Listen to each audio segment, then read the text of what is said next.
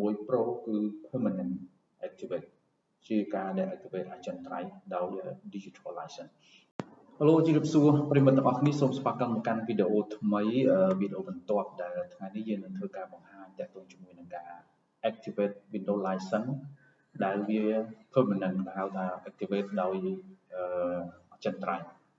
អញ្ចឹងដើម្បីយើងមើលថាតើ computer យើងបាន activate ហើយវានៅយើងអាចទី1យើងអាចមើលទៅលើright click ទៅលើ this computer ហើយយក property ហើយយើង scroll ចុះមកក្រោមទៀតមកហើយយើងមើលឃើញ Windows ហើយបន្ទាប់មកយើង click លើ product key and activate យើងនឹងមើលឃើញអញ្ចឹង computer នេះគឺបន្ទាប់ពីតម្លើងហើយគឺអត់បាន activate Windows license ទេអញ្ចឹងនេះគឺជាវិធីសាស្ត្រមួយក្នុងការ activate ទៅលើវាអញ្ចឹងដើម្បីបាន activate ទៅលើវាទី1យើងចូលទៅក្នុង website មួយដើម្បី download crack ដើម្បី download crack ប៉ុន្តែនៅក្នុង website នេះគេ recommend មានពីរវិធីសាស្ត្រវិធីសាស្ត្រទី1គឺយើងធ្វើឡើងដោយលក្ខណៈ online វិធីសាស្ត្រទី2យើងធ្វើឡើងលក្ខណៈ offline ពេលដែល offline ពេលដែលយើង download វាមកជួបបញ្ហាជាច្រើនជាមួយនឹង Windows Defender គឺ Windows Defender នឹងចាស់វាថាជាមេរោគហើយវា delete ចោលអញ្ចឹងយើងមិនអាច download ហើយរាំងបានដោយសុវត្ថិភាពទេអញ្ចឹងនៅកន្លែងនេះយើង recommend តាក់ទងជាមួយនឹងការ activate តាម online អញ្ចឹងយើងគ្រាន់តែ copy ចាប់តាម online ហើយយើងគ្រាន់តែ copy file link នេះទៅហើយបន្ទាប់មកបានយើង file link នេះទៅហើយ copy តាមនេះក៏បានដែរហើយបន្ទាប់មកយើង run វាទៅលើ PowerShell ជាការស្រេចអូខេទី2បន្ទាប់ពីយើងតម្លើង activate ហើយយើងចង់មើល status របស់វាគឺយើងចូល Google Chrome យើង download command មួយឈ្មោះថា slmr/hpr ដើម្បីមើលlicense វាស្ថានភាព license របស់វាតើវា activate បានជោគជ័យឬក៏អត់អូខេឥឡូវនេះយើងចូលទៅមើលតាក់ទងជាមួយនឹង case study មួយទៅលើ computer មួយដែលបាន activate ដំបូងហើយគឺចេញរូបរាងចឹងចាំមើលបន្ទាប់ពីវីដេអូនេះសូមតែបង្ហាញហើយតើវានឹងចេញរូបរាងអ្វីផ្សេងអញ្ចឹងmake sure computer នេះគឺមាន internet អញ្ចឹង computer មាន internet អញ្ចឹងយើងចាប់ដើមមកយើង run file មួយយើង run command មួយឈ្មោះថា PowerShell មិនជា command ជា application មួយ Windows ហើយយើង click យកវាលើនេះតែយើងមើលបើសិនជា user យើងជា user ធម្មតាយើងទៅ run as administrator តែ case study នេះ computer គឺជា administrator អានេះទេយើងចង់ចុចផ្ទាល់ជាមួយនឹង Windows PowerShell បន្តមកវានឹងចេញផ្ទាំងមួយជាលក្ខណៈ comment អញ្ចឹងយើងគ្រាន់តែ copy ដូចខ្ញុំបានបញ្ជាក់ពី website អញ្ចឹងឥឡូវយើង copy តាមនឹងមើលមក copy វាមកយើងចុចនេះក៏បានដែរ copy ហើយបន្តមកយើងផាក់គ្រាន់តែ right click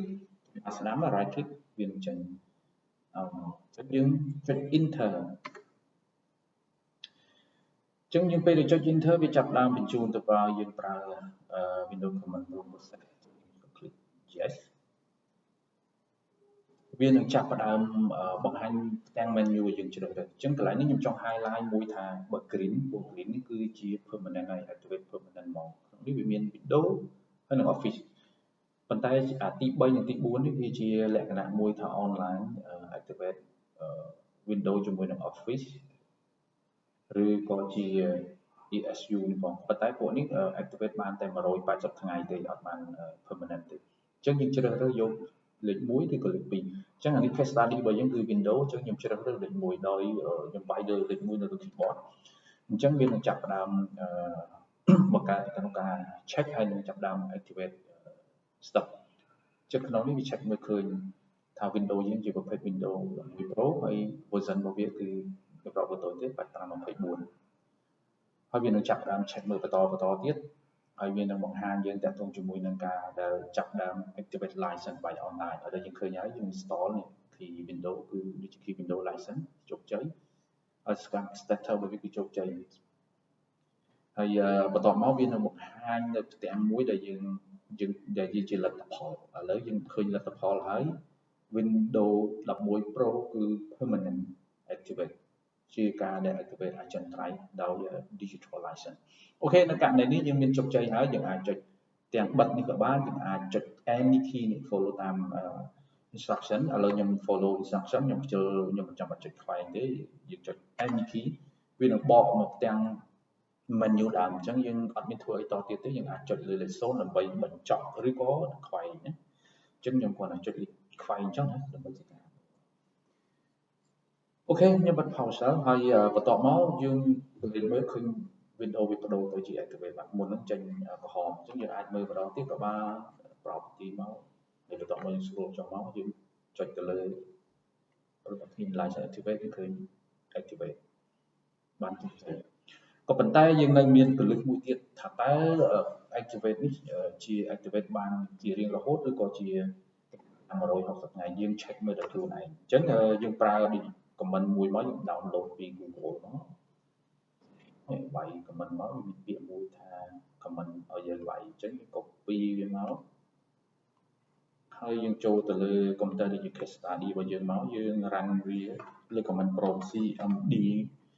យើងចុចលើវាទៅវានឹងចេញផ្ទាំងមួយជាលក្ខណៈ comment ហើយយើង right click លើម៉ៅខាងស្នាមដៃចុចមកស្នាមដៃវានឹងចេញ comment ហើយយើងចុចគ្រាន់តែចុច enter ទៅលើនឹងបន្ទាប់ពីនឹងវានឹងបង្ហាញយើងថា window នេះគឺបាននៅលើម៉ាស៊ីននេះគឺវាជាលក្ខណៈអចិន្ត្រៃយ៍ជាលក្ខណៈ permanent អញ្ចឹងថាយើងអាចយកទៅអនុវត្តហើយជាក់ស្ដែងយើងអាចជំនួយទៅដល់ការដែលយើងcrack សុវត្ថិភាពជាជាងការដែលយើង crack online យើង download មក Windows Defender ចាំបាទអរគុណបាយបាយ